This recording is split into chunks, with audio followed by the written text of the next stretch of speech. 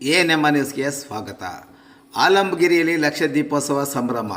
ಚಿಂತಾಮಣಿ ತಾಲೂಕಿನ ಪುರಾಣ ಪ್ರಸಿದ್ಧ ಆಲಂಗಿರಿ ಲಕ್ಷ್ಮೀ ವೆಂಕಟರಮಣಸ್ವಾಮಿ ದೇವಾಲಯದಲ್ಲಿ ಮಾರ್ಗಶಿರ ಮಾಸದ ಹುಣ್ಣಿಮೆಯಂದು ಸೋಮವಾರ ರಾತ್ರಿ ಲಕ್ಷ ದೀಪೋತ್ಸವವನ್ನು ಶಾಸ್ತ್ರೋಕ್ತವಾಗಿ ವಿಜೃಂಭಣೆಯಿಂದ ಆಚರಿಸಲಾಯಿತು. ದೀಪೋತ್ಸವದ ಪ್ರಯುಕ್ತ ಭಕ್ತರು ವಿಶೇಷ ಪೂಜೆಯಲ್ಲಿ ಪಾಲ್ಗೊಂಡಿದ್ದರು. ದೇವಾಲಯದ ಆವರಣದಲ್ಲಿ ಮಣ್ಣಿನ ಅಣತೆಗಳನ್ನು ಹಚ್ಚಲಾಯಿತು. ದೇವಾಲಯವನ್ನು ದೀಪಗಳಿಂದ ಅಲಂಕರಿಸಲಾಗಿತ್ತು. ದೇವಾಲಯದ ರಾಜಗೋಪುರದ ಮುಂದೆ ಇರುವ 3 ದೀಪಸ್ತಂಭಗಳಿಗೆ ದೊಡ್ಡ ದೀಪಗಳನ್ನು ಹಚ್ಚಿ ಇಡಲಾಯಿತು. ಎತ್ತರದ ದೀಪಸ್ತಂಭಗಳ ಹತ್ತಲು ಅಟ್ಟಣಿಗೆ ಹಾಕಲಾಗಿತ್ತು. ಕೈವಾರ ಕ್ಷೇತ್ರದ ಧರ್ಮಾಧಿಕಾರಿಗಳಾದ ಡಾಕ್ಟರ್ ಎಂ ಜಯರಾಮ್ರವರು ಭಾಗವಹಿಸಿದ್ದರು. ಅವರೊಂದಿಗೆ ಹಲವಾರು ಭಕ್ತರು ದೀಪೋತ್ಸವದಲ್ಲಿ ಪಾಲ್ಗೊಂಡಿದ್ದರು.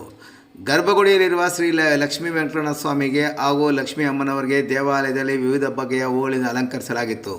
ಅಷ್ಟಾವಧಾನ ಸೇವೆಯನ್ನು ಸಲ್ಲಿಸಿ ಮಹಾಮಂಗಳಾರತಿಯನ್ನು ಸಹ ಬೆಳಗಲಾಯಿತು. ನಾದಸ್ವರ ಮಂಗಳ ವಾದ್ಯದೊಂದಿಗೆ ಬೆಳಗಿನ ಪೂಜೆಗಳು ಆರಂಭವಾಯಿತು.